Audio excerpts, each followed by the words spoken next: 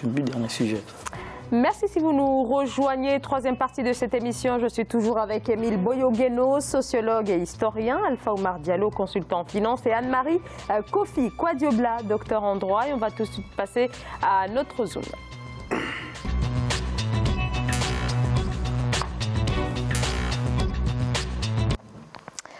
Plus de 220 millions de personnes sont en situation de crise alimentaire sur le continent africain et cette insécurité s'est aggravée ces dernières années. Les conflits et les aléas climatiques sont l'une des causes, mais de l'autre côté, il y a également l'absence de politique agricole destinée à relever ce secteur aujourd'hui en déclin. Illustration au Burundi dans ce reportage d'Ajiatou Badawi. 821 millions de personnes, soit une personne sur 9, sont sous-alimentées dans le monde, d'après les données de 2017 de l'Organisation mondiale de la santé. Au Burundi, par exemple, où le taux de prévalence de la malnutrition aiguë est de 4,5%, le ministère en charge de l'environnement, de l'agriculture et de l'élevage mise sur la vulgarisation des nouvelles technologies dans le secteur agricole en vue d'atteindre l'objectif visé, fin zéro d'ici 2030. Cette modernisation devra se traduire par la régionalisation des cultures, la promotion de l'agriculture familiale intégrée, la mécanisation de l'agriculture, la préservation des terres agricoles et la transformation des produits agricoles. Elle se traduira aussi par le repeuplement du cheptel et le renforcement de la gestion post-récolte, par la multiplication des greniers communautaires et la diffusion des techniques adéquates de conservation, de transformation des produits agricoles et d'élevage, ainsi qu'une meilleure organisation des circuits de commercialisation. Parmi les stratégies mises sur pied pour contenir la sous-alimentation figure la stabulation permanente de l'élevage qui favorisera, selon les autorités burundaises, la production de la fumure organique et la réduction de la propagation des maladies. J'encourage le gouvernement burundais à augmenter son budget dans le sens de l'augmentation de la productivité agricole. Il faut bien évidemment au niveau institutionnel organiser l'agriculture, mener des politiques conséquentes. Donc je pense que le Burundi ferait mieux d'approcher les autres pays et de développer l'agriculture. Donc il faut faire également des progrès en matière de la production animale.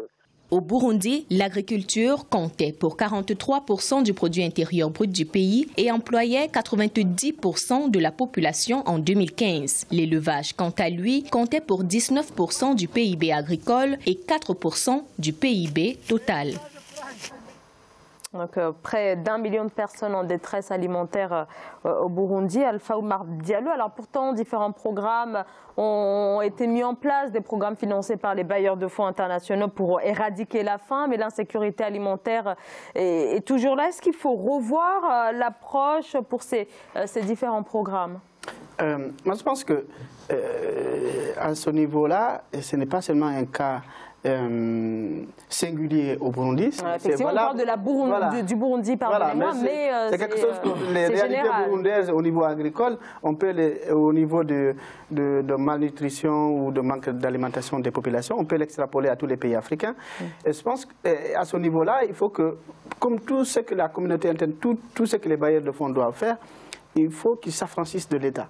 C'est-à-dire qu'à un moment donné, il faut arrêter de donner de l'argent sans pouvoir contrôler où il va et comment il est utilisé au gouvernement et penser derrière qu'ils vont résoudre les problèmes auxquels les populations de ces différents pays sont confrontées. Même en parlant du cas du Burundi.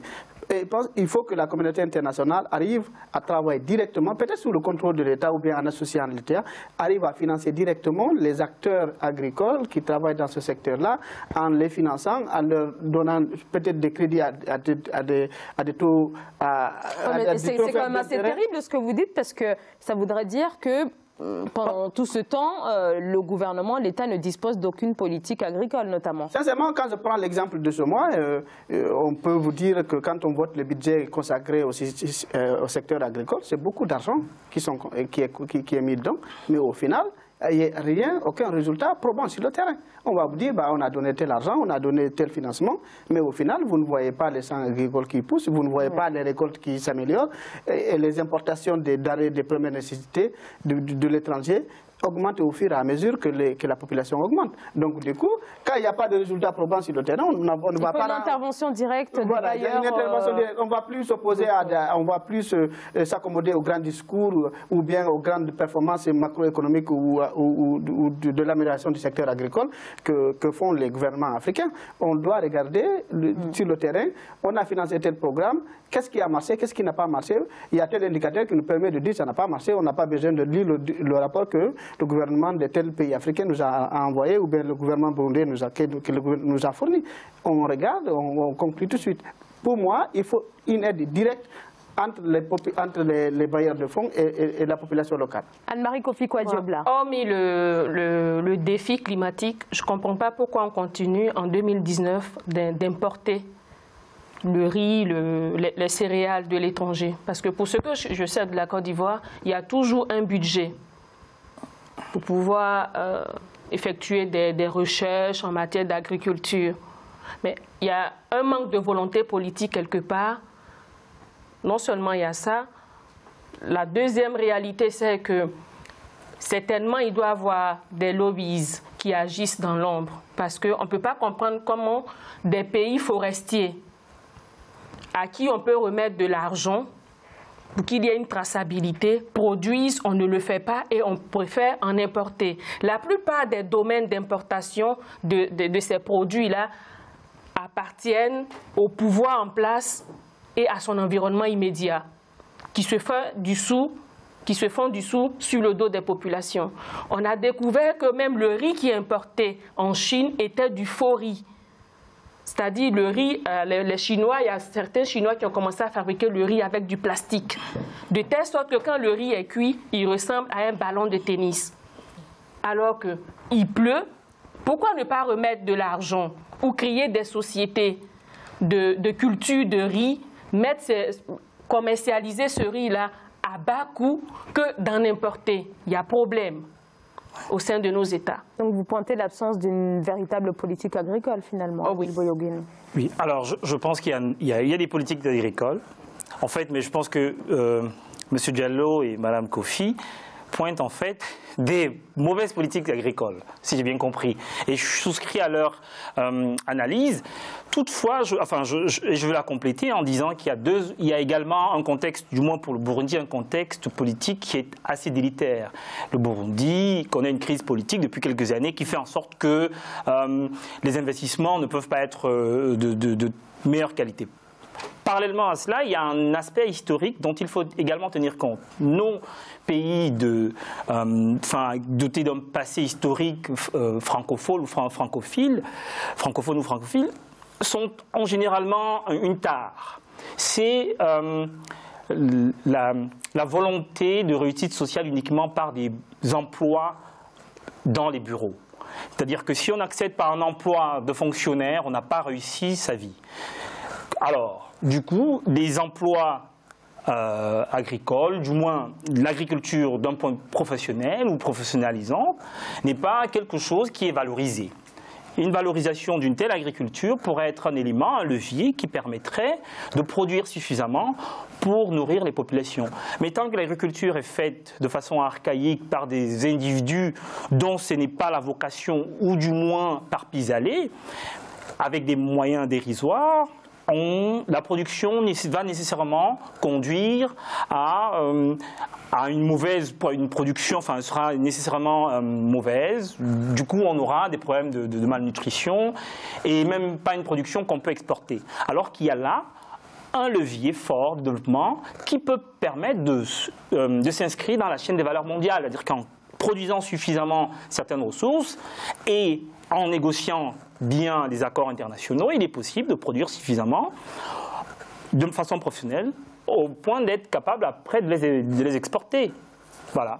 Tant que l'agriculteur reste en guillemets oui, mais justement, ça soit dit de manière directe ou indirecte, toutes les politiques agricoles africaines aujourd'hui, y compris le Burundi, c'est de faire en sorte que les pays arrivent à produire ce qu'ils mangent. C'est ça le truc. Mais le problème, c'est que les aides des bailleurs de fonds arrivent au niveau du ministère de l'Agriculture. Et le ministère de l'Agriculture détournent l'argent. Donc, je rejoins Anne-Marie, il y a un manque de volonté politique, parce que sinon on nous donne de l'argent pour développer l'agriculture. On développe l'agriculture, on ne détourne pas l'argent, ou bien on prend cet argent-là pour aller importer de riz de l'étranger et venir le donner à la population. Donc, du coup, à ce niveau-là, moi je pense que ce soit des aides directement entre les institutions internationales et la population locale, ou créer les conditions nécessaires au développement de l'agriculture.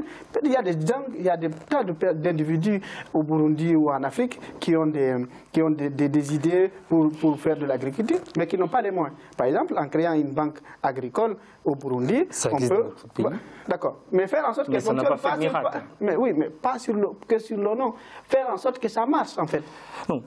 On peut faire... Je suis d'accord. Ce que je voulais ajouter, c'est qu'il y a des PME qui sont spécialisées en matière d'agriculture. Mais quand elles se rapprochent du gouvernement ou des banques, on leur demande des avals. Elles vont faire comment pour avoir des avals si on ne leur remet pas là, sur le gouvernement? Bon. En Afrique, on sait que c'est difficile de trouver un crédit des crédits auprès des banques. Ah oui. Mais le gouvernement qui était là, le ministère de l'économie et des finances, qui devait financer les PME, voir si le projet est viable pour pouvoir les financer, ne le fait pas. Ou même si le fait, ne remet pas l'argent aux bonnes personnes. Il y a toujours du copinage. Et la plupart du temps, il n'y a pas de traçabilité dans l'attribution de ces fonds-là. On peut prendre des exemples, comme par exemple en Europe, il y a la PAC, il y a la politique agricole commune, qui fait que directement l'Union européenne accorde des aides directes ou indirectes aux populations, aux agriculteurs et aux élèves, aussi à des subventions. Pourquoi ne pas faire directement? Tant que si l'Europe ne prend pas l'argent pour envoyer au ministère de l'Agriculture français, et directement, les agriculteurs français... Oui, mais est-ce que les structures même pourraient permettre ça? Non, il faut créer les conditions pour que ça existe et que ça marche, en fait. Alors, excusez-moi, je pense que c'est très bien d'avoir associé les mauvaises politiques agricoles au fait qu'il y ait de la malnutrition dans nos territoires africains. Mais ça risque d'être une analyse qui est un peu incomplète si on fait ce lien-là uniquement, de dire que ce n'est pas parce qu'on va avoir une meilleure agriculture qu'on va mieux manger. Il y a également des habitudes de consommation qui sont à l'origine de la malnutrition. C'est-à-dire que la malnutrition n'est pas simplement du fait de la mauvaise production agricole. Non, il y a également des habitudes de consommation. Pourquoi on va acheter, tout à l'heure, Mme Kofi évoquait le fait que des individus préfèrent acheter ce riz importé de Chine qui est un riz malheureusement factice. Parce que souvent ils n'ont pas le choix. Non, ou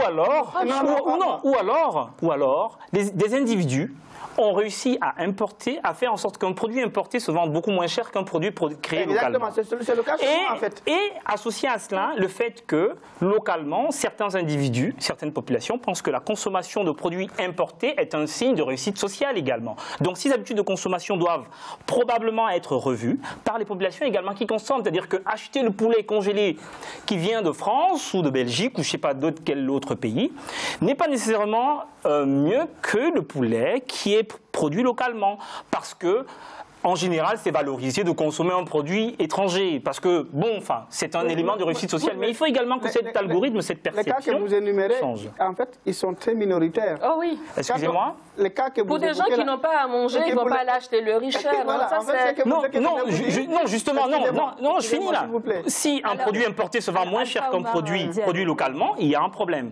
Donc, il faut voir comment ça s'est fait. C'est-à-dire que l'individu qui importe a probablement des facilités douanières, un certain nombre de facilités que l'individu qui produit également n'a pas. Et là, il y a également un levier à actionner pour que la production locale soit vendue à un coût accessible à l'ensemble de la population. Je suis d'accord avec vous. Par exemple, chez moi, en Guinée, ceux qui mangent le riz produit localement sont considérés comme étant des gens nantis, des familles nantis. Parce que le riz produit localement est meilleur que le riz importé. Ça, je vous le dis tout de suite. Donc, du coup, à ce niveau-là, je suis d'accord avec vous. Il faut voir quelles sont les mesures qu'on peut... Mais le problème, c'est que le riz produit localement ne suffit pas à toute la population. Donc, même si vous augmentez les taxes douanières pour faire monter le prix des denrées importées, ça ne change pas parce que le riz produit localement ne suffit pas.